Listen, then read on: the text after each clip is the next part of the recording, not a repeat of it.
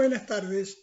Esta vez este video no fue por pedido de alguien en especial, sino una cuestión que estuvimos conversando con Edgardo Guadaña y me dijo, bueno, de nuestra conversación hace un resumen y así lo podemos explicar y exponer a todos. Sobre todo a partir de un video que está circulando por las redes, elaborado sobre la base de un supuesto periodista que también dice estar entrevistando a un intendente que no se presenta como penalista, ni como abogado, ni conocedor del tema, diciendo que los vehículos que sean retenidos temporalmente de manera preventiva en cumplimiento del decreto 297 del 2020 van a ser incautados y que su propietario perderá el dominio sobre los mismos y serán o rematados o utilizados en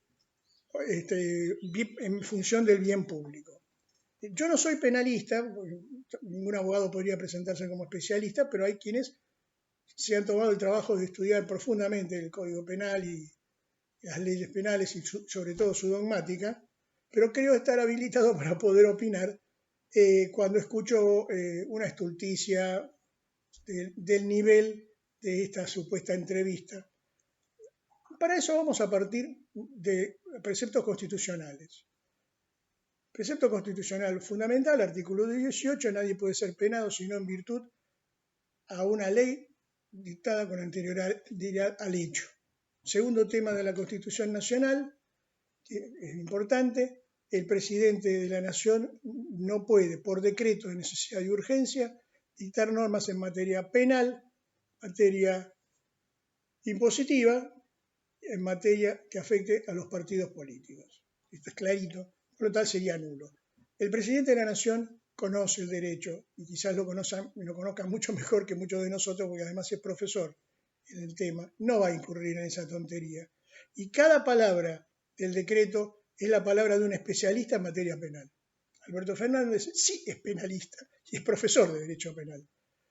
Entonces, cuando él dice que el aislamiento social preventivo obligatorio, las autoridades detendrán, esto es, pare señor, el vehículo y lo retienen preventivamente por el tiempo que sea necesario a los fines de evitar la propagación, no está diciendo incautar, no lo dice, es clarito. Pero vamos a elucubrar entonces un poco delirantemente. El artículo 5 del Código Penal establece que las penas del presente código, son reclusión, prisión, multa, inhabilitación. O sea, no es una pena el decomiso. Sin embargo, el artículo 23 dice, en todos los casos en que recayera condena por delitos previstos en este código, esa condena, o las leyes especiales, esa condena decidirá el decomiso de las cosas que han servido para cometer el delito. Resulta de perogrullo que no le voy a devolver a un ladrón el revólver con que cometió el delito de robo.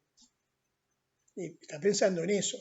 O condenamos a un narcotraficante y le decimos, bueno, ya está, lo condenamos, le devolvemos todo, el avión donde traía la droga y la droga también. El derecho penal no se puede interpretar por analogía. Eso es un principio básico, fundamental del derecho penal. Por lo tanto, si vamos a decir tonterías, por lo menos que sean con fundamento. Ya no tenemos que soportar a un policía devenido en comisario y abogado diciendo tonterías, ahora que sea un intendente ya es el colmo. Pero bueno, de esto vamos a tener mucho. Yo lo que le diría a ustedes, no juegue a la ruleta rusa y no salga. Con coche, sin coche, no salga. Y si sale, sepa que se va a volver caminando o las autoridades lo van a llevar hasta su casa, que es lo más probable. Si tiene otro coche, no vuelva a hacer lo del surfer y se vaya. Quédese ahí. ¿Qué dice los dos artículos del Código Penal que establece Alberto Fernández en su decreto 297? El 205 y el 239. Cuando habla de concordantes, no está diciendo todo el Código Penal, sino aquellos artículos vinculados a estos dos. El artículo 239 es resistencia a la autoridad.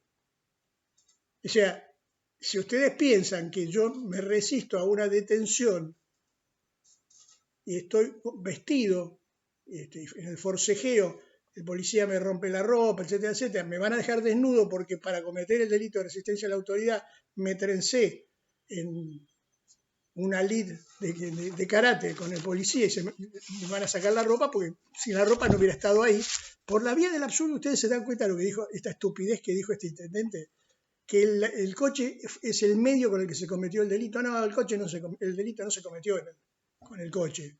El delito lo comete el conductor. ¿Cómo le van a incautar a una persona que no es el propietario, o al propietario que no es el que conducía el vehículo? Los delitos son personales. El 239 entonces es resistencia a la autoridad, y lo que está previendo es que no ocurra lo que este chico, el surfista, que evidentemente estuvimos ante un caso de resistencia a la autoridad y fue más famoso por la publicidad que le dieron los medios que por lo que la autoridad pública debía haber hecho, porque en conocimiento tenían que haberlo arrestado. Eso de darle domiciliaria a un joven que podría estar bien aislado en una carpa en medio del campo, pero bueno. Y el 205 establece una prisión. Aclaremos que cuando el código habla de reclusión y prisión es por la gravedad con que se lleva adelante esa. En una hay que trabajar, en la otra no se lo puede obligar, y además los sistemas son muy, muy sutiles en lo reglamentario.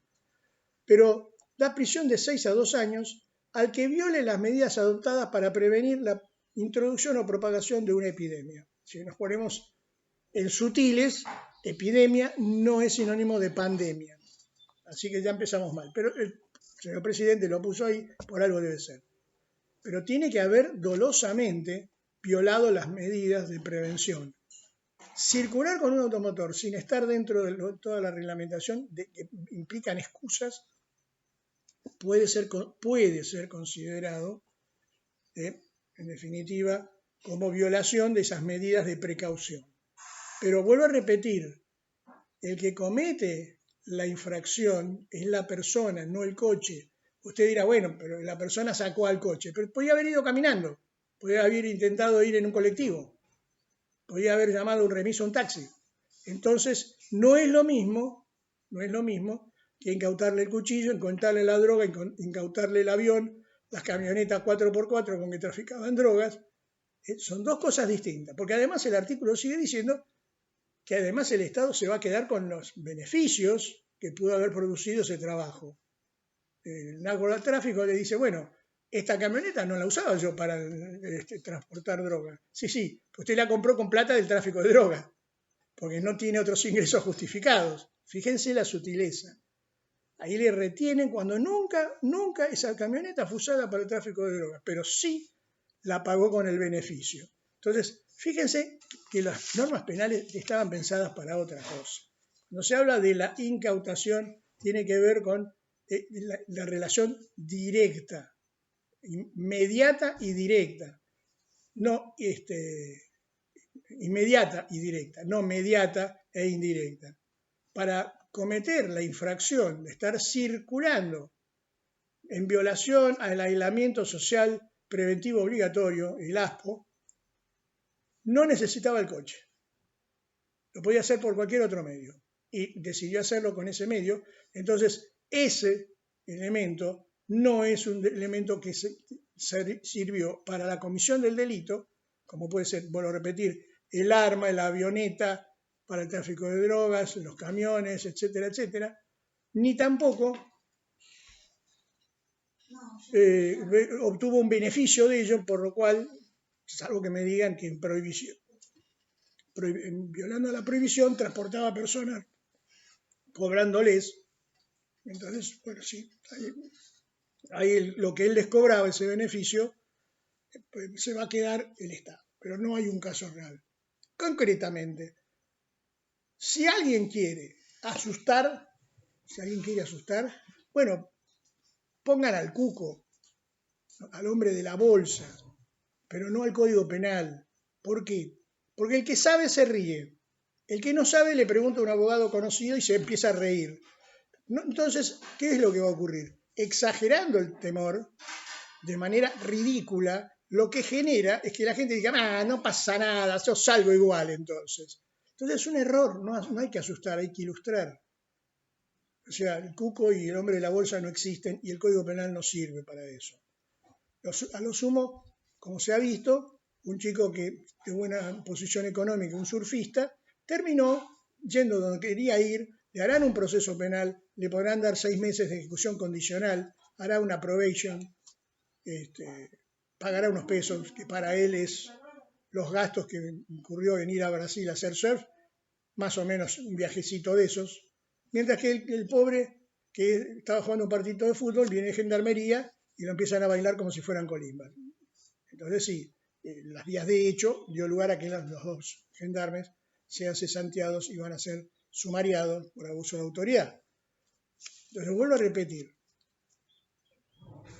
no asustemos a la gente diciendo tonterías injustificadas. Yo sé de que este intendente, alguien le llenó la cabeza de que se puede quedar con todos esos coches, su intendencia, porque eso es lo que dice la norma penal, pero eso lo decide después el juez penal. Entonces, por otro lado, un intendente, si ustedes vieron ese video, un intendente no le puede dar instrucciones a un fiscal. Ya está diciendo una tontería. Si está diciendo una tontería es mucho más grave porque está haciendo una afectación institucional. El que le da instrucciones es el procurador a los fiscales. Recuerden que la procuración es un poder aparte, no le pertenece ni al judicial ni al ejecutivo, obviamente, y tampoco al legislativo. Conjuntamente con el defensor del pueblo, son dos instituciones que surgieron claramente en la Constitución del 94 y por lo tanto lo que hace el sistema democrático es elegir al procurador y el procurador después es el que le da las instrucciones y hace los sumarios y bajo el cual están el funcionamiento de la Fiscalía de Estado. Que un intendente diga que le va a dar instrucciones a un fiscal es realmente muy antidemocrático. Es como pretender que el presidente le dé instrucciones, o un gobernador le dé instrucciones a los jueces. Es grave lo que dijo este señor. Por eso no hay que atenderlo. Repito, si usted tuvo el desatino de salir con un coche, trate de entender que lo que hizo está mal. Y vuelvo a darle a entender, no le van a sacar el automotor. Se lo van a retener. No pierde el dominio, no se lo van a incautar o decomisar, como dijo este señor. Esto es algo muy breve. Hablar de todos estos temas llevaría horas y horas. Podríamos hablar de las dogmáticas y hablar de los grandes juristas en materia de dogmática penal. Pero voy a repetir, que un fiscal entienda esto, sí lo puede entender. Que un juez se equivoque puede ser, que la Cámara dude, pero que pase casación o que pase la Corte es muy difícil. Y tampoco creo que lleguemos a la tontería de esto. Creo haber explicado más o menos, Edgardo, esto es lo que habíamos conversado y creo que más o menos resume un poco todos tus aportes sobre el tema y lo que yo estuve investigando sobre la materia. Quedo a su disposición a través siempre de Hablando Seguros.